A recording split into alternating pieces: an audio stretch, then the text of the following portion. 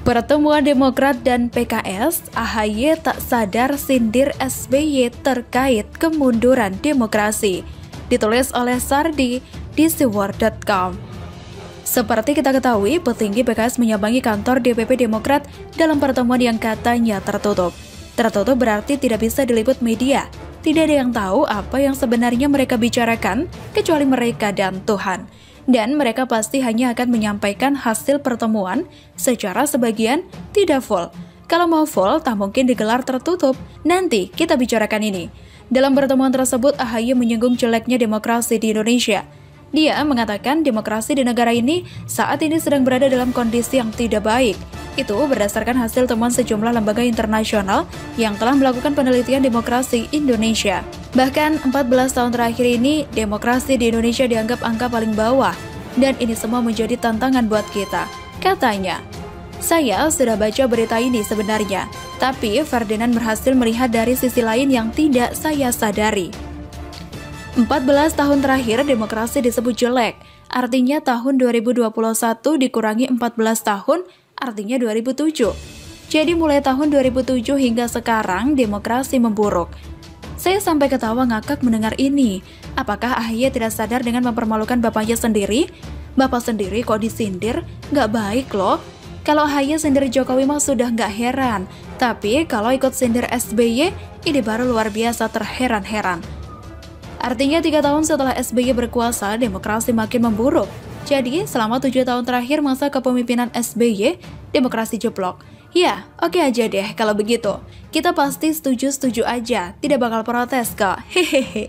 AHY entah tidak sadar atau keceplosan, atau mungkin saking kepingin sindir Jokowi, malah ibarat menyiram air teh ke muka SBY. SBY mah tidak usah heran lagi. Kerja entah apa, tapi penjatarannya luar biasa. Katanya era SBY ekonomi meroket, bisalah untuk bodohi orang lain, padahal waktu itu ekonomi dunia sedang bagus-bagusnya. Dan negara lain malahan ada yang ekonominya tumbuh 2 digit. Belum lagi bicara soal angka inflasi yang rata-rata sangat tinggi. Sama saja kontradiksi kan? Kalau mau disebut satu persatu, pasti tebalnya ngalahin tebalnya novel Harry Potter, seri terakhir The Deathly Hallows. Semoga SBY baik-baik saja, tidak prihatin dan blunder. Tidak prihatin dengan blunder yang dilakukan oleh anaknya sendiri. Hehehe. Maklumi aja, dulu AHY sewaktu mau kampanye, jadi Cagup DKI saja sering blunder nyindir SBY. Ini bukan kesengajaan, tapi kelebihan sindiran. Maksud hati ingin menyindir pihak lain, tapi bapaknya sendiri ikutan kena getah dan gatal-gatal. Lucu banget sih AHY. Mengenai pertemuan tertutup, apa yang dibahas? Kemungkinan besar pasti ada kaitannya dengan dukungan politik untuk tahun 2024. Biasanya 2 tahun sebelum itu, persiapan sudah dimatangkan. Parpol lain sudah ancang-ancang, politisi yang mau ikut pilpres akan mulai tebar pesona. PKS adalah oposisi sejati, Demokrat kadang terombang-ambing. Tapi, saya yakin sejak insiden kudeta Demokrat, partai ini tidak akan bergabung dengan pemerintah. Meski AHY menang pertarungan dengan Muldoko atau setidaknya sampai saat ini, insiden ini adalah luka yang tidak akan pernah dilupakan. Dan kalian pasti tahu siapa yang jadi kambing hitam.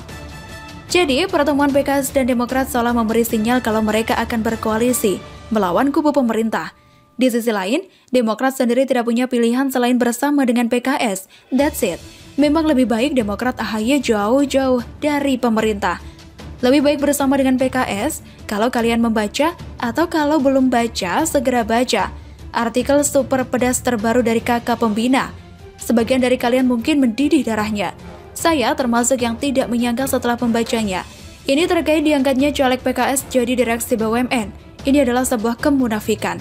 Dan lebih baik semuanya jelas dan terang benderang saja, biar masyarakat bisa melihat perbedaannya dengan jelas. Demokrat dengan segala dramanya, mulai dari menyerat presiden, dalam pusaran isu kudeta hingga kebobrokan keluarga ini, yang dikabarkan satu persatu memang sudah wajib berdiri sendiri, atau bergabung dengan partai lain yang sejenis. PKS memang cocoklah dengan partai ini. Bagaimana menurut Anda?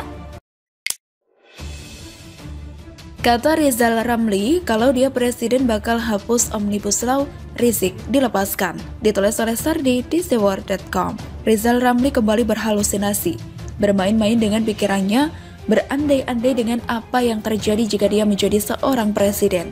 Ngarep banget nih orang. Padahal sampai kapanpun orang ini tidak akan laku, apalagi sampai terpilih sebagai presiden.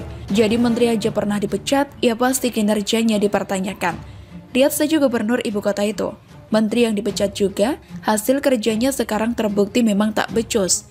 Kebetulan aja beruntung didukung oleh kelompok pemilik surga dan azab, dan gubernur petahana sedang tersandung kasus. Jadi baru-baru ini Rizal Ramli mengatakan jika seandainya dia menjadi pemimpin di Indonesia, maka di hari pertama dia akan menghapus undang-undang Omnibus Law. 1 hari pertama saya jadi presiden, saya akan hapuskan undang-undang Omnibus Law. Kenapa? Karena tanpa Omnibus Law kita bisa meningkatkan ekonomi kok. Saya sudah buktikan, kata Rizal Ramli. Hais, buktikan apa? Toh pernah kena pecat. Saya sudah bisa ngomong, bisa meroketkan ekonomi menjadi lebih kencang daripada Cina dan Vietnam. Ngomong kan enak, cuma model pede dan muka tebal. Lihat saja gubernur ibu kota itu. Lihai bersilat lidah, pintar menata kata, tapi kinerja parah, pintar ngeles pula. Dia juga akan mencabut undang-undang Minerba. Sebab seharusnya sudah 30 tahun dan waktunya dikembalikan kepemilikannya ke negara. Dia mengatakan sumber kekayaan alam yang paling besar di Indonesia berasal dari sumber daya alam yang malah diberikan kepada asing dan asing. Lah, yang melakukan ini dulu siapa, Pak? Freeport, Blok Migas, itu kerjaan apa? Justru Jokowi sudah melakukan itu, merebut kembali aset yang seharusnya menjadi milik negara.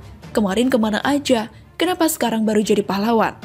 Langkah selanjutnya yang akan diambilnya adalah akan mengeluarkan keputusan presiden bahwa partai politik dibiayai oleh negara seperti yang telah terjadi di Eropa, Finlandia, dan negara lainnya. Saya sudah alokasikan sekitar 30 triliun, sekitar 15 triliun untuk masing-masing partai, 15 partai 1 triliun. Sisanya berdasarkan jumlah vote, tetapi ADART semua partai harus diubah supaya terjadi demokrasi internal, kata Rizal Ramli. Ini saya no comment. Mungkin ini tujuannya agar tidak terjadi praktik jual beli mahar politik. Tapi tergantung mental juga sih. Kalau mental bobrok, memang dari awalnya mau korupsi dan gila duit, wacana seperti apapun sulit membendung. Jadi ingat ada gubernur yang bilang korupsi bisa dicegah kalau gaji pejabatnya tinggi. Padahal kenyataannya para koruptor kebanyakan orang kaya dan banyak duit. Nafsu manusia tak akan ada habisnya. Langkah fantastis berikutnya adalah dia akan genjot ekonomi. Tahun pertama naik 6%, tahun kedua di atas 10%, karena itu satu-satunya cara mengejar ketertinggalan Indonesia dari negara lain. Dia menyebut kalau Indonesia tidak mungkin mencapai ketertinggalan itu karena pemimpin saat ini, baik nasional maupun lokal, KW2 atau KW3, dan disponsori oleh bandar. Nah, ini yang menurut saya sangat lucu. Yakin bisa naikkan sampai 10%. Cina yang begitu gila saja, sekarang ini ngos-ngosan mencapai pertumbuhan ekonomi 2 digit per tahun. Masa? Kejayaan mereka dari tahun 2000 hingga 2010, di mana rata-rata 2 digit. Selanjutnya dari tahun 2011 hingga sekarang rata-rata naik 6-7% per tahun. Indonesia hanya pernah sekali menyentuh pertumbuhan 10% di tahun 1968, satu kali saja. Jadi saya anggap ucapan Rizal Ramli ini hanya sekedar banyak omong. Mungkin lebih tepat disebut bakal menjual wacana 10% lebih bombastis dari biasanya. Terakhir, kita nggak ada lagi orang yang ditangkap hanya karena Islamofobia. Siapapun yang menghina agama kita, penjarakan sama koruptor. Habib, Jumhur, kita lepasin semua termasuk di Papua. Asal jangan ikut gerakan bawa senjata, katanya. Nah kan, ujung-ujungnya Rizik lagi. Nggak bosen apa bela Rizik mulu? Apalagi Jumhur yang jelas-jelas bikin rusuh soal protes terhadap Omnibus Law. Justru, wacana model beginilah yang membuatnya tidak akan pernah bisa jadi pemimpin. Mungkin selamanya hanya bisa menonton, lalu iri dan sakit hati. Bikin target kok muluk-muluk dan bombastis,